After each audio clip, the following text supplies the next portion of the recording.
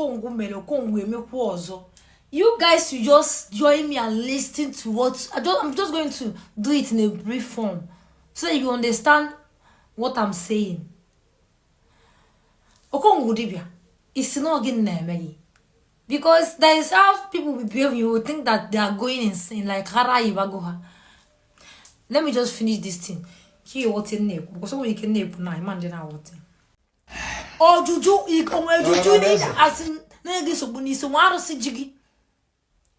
The first time I could have a grandma Jiggy, and the result is now be showing your body. I try. That's why you'll be more. Ima no na nwa efe Ndi Igbo tu inu ase mmadu megi ife na adiro mma kwupute. Eyota eze nwa gi ka nji maka ase ka mbia me this video. If you by ma adiro mma. Mma agwahu nke bu eziokwu. But I thank God that today anyam na aka nwenye m mma. Eyota. Ho me ife ojo we fu n'anya because isi nji nwalu je park so bu onye nwere isi je park nye n'ugbo m. Eyota. So when I can love wow like I have decided to give my heart to you. I'm not my show you, but man should go you back. You will focus in no. I have decided to give my heart to you. If you can do your body. When I Muna na chat, yes, in that chat, they put online, go in that. If they chat me, Muna na, I as a video call sometimes. Last month I think last week, you see game me. Oh yeah, boss, I have nappy chata. You see no problem that you will work on it, which is you later did. Mohom no katapayakwazu. All last time on my WhatsApp. You got that. Forget this thing in a question why I truly love you.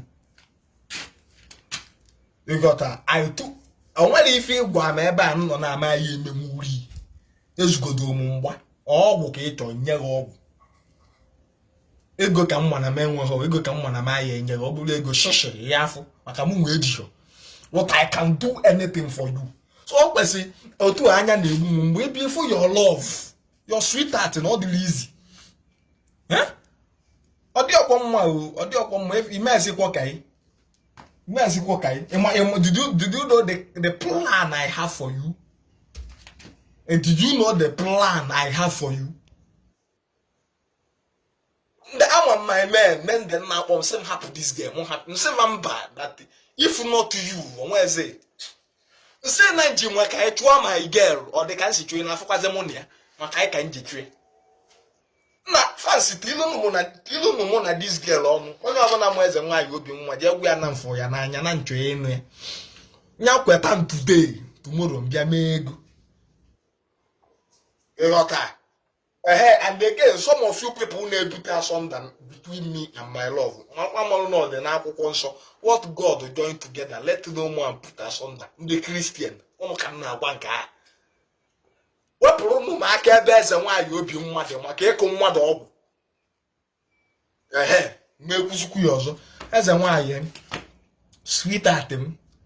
Molonko si adena happy if you better gra from video me in a tin time okay yes you need your day one time okay ebe mo wabu Okongwu na ni work na ni work if go gala di mo de no mo you need so mo abu anu kpo akpo mo nko de time mo na eju ono ye ta mo nju ono so okay if you kwazi mo ke egbe if na ka ebe na ade. So happy if you don't allow online in-laws to deceive us. You got if you maybe cooperate your way or continue date, go body pam. You got that. Just cooperate well. Continue date or body pam. Thank you very much. I love you. Will kiss.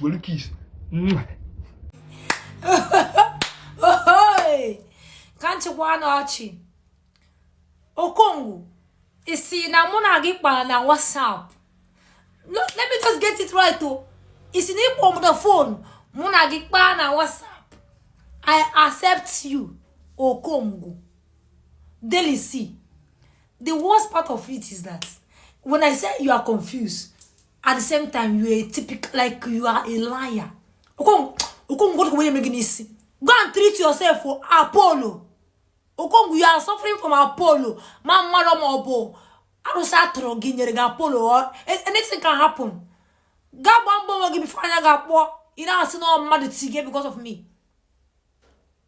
Who is that person that is going to beat you because of me? As how? Me and you know me. Me and you don't talk before for phone. You get what they do you? Or juju, or juju in as in negi so buni so waro si jigi. The first time I go grandma jigi and the result is now be showing your body. They are trying to find some people that you put the blame on. I'm going to say again now. You know, I'm not going to I don't even understand what is going on in your life. Because I'm probably comedian. I don't even know. You're a confused woman being Okongwu. Why are you accusing me?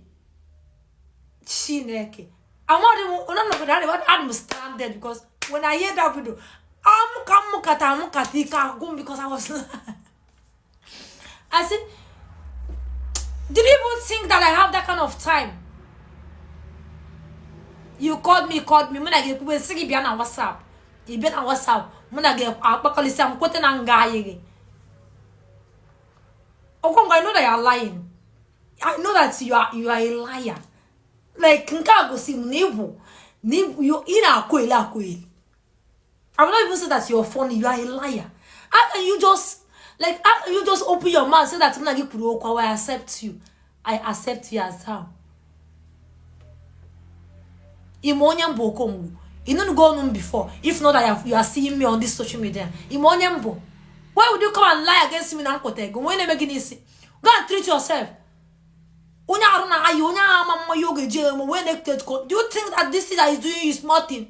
You just gotta get go and treat yourself and stop talking rubbish. I don't have that kind of time. I don't have that kind of time to meet any man on social media. That is me for you. If you don't know. You don't even know where I live. That's the actual truth. Delta.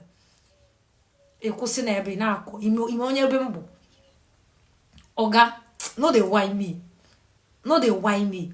Once see why I heard about it that you can lie for Africa. Why you go cook finish, come as a choice. That fight go kill you there. You go fight for love until you die. You talk rubbish. Go and treat yourself. I'm on pomo.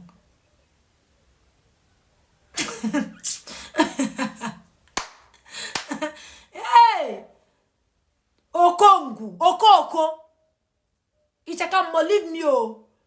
Because all this is you are dragging me, and I'm men cause leave me, oh. The only one thing as what we say, why no one insult you again is that all this video way they do. You understand? You know they put insensitive words. Like me, I don't insult you to the extent where we say, me, I just no say you go retaliate, but actually, I don't want to start insult, but don't lie against me. Stop lying against me. Okongwu, stop lying. No get to concern me. University. Why they stress me? And when I'm time for men, if you don't know me, then I've been at my DM. No. When you call attack and get against, I'm that woman that focus mainly in my work. Forget how I look, because when I catch you came, even from initial stage. So sometimes you don't judge people. Maybe I find that is the truth. All the catch came. So you will not use that one. Do you understand? Judge me. I don't have time for you don't get what you want to me for my DM while I go listening to you. So Kongo, mind yourself.